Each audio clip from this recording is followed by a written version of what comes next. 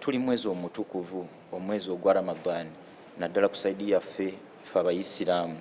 Bannange, omusiibi anakkirizibwa okusiiba kwe obukkiriza bwe kisaanyizo ekisookerwako. Ekisooka, obukkiriza kyeki? Bukkiriza kukakasiza ddala ku ntobo ya mutima.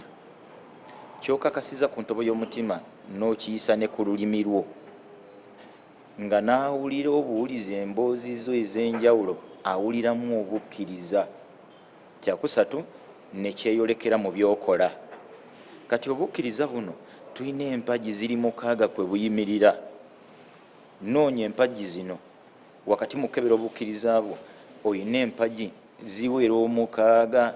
Abaffe buli empagi ogiyina nywevu gguluggulu. Okusiba tusiibe wakati mu kkuba ttooki mu bukkiriza bwaffe. Obukkiriza kyeki? Tukyepimeko, tukiyiteko. Tulina kukkiririza mu biruwa, empagi ziri mukaaga, yaza mpagi ku mpagi. Okusiibako kusobole okukola omuwendo, kusobole okukola omugaso.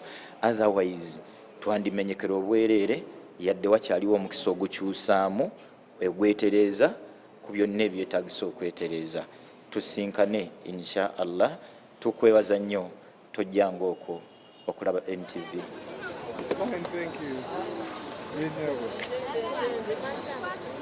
Thank you.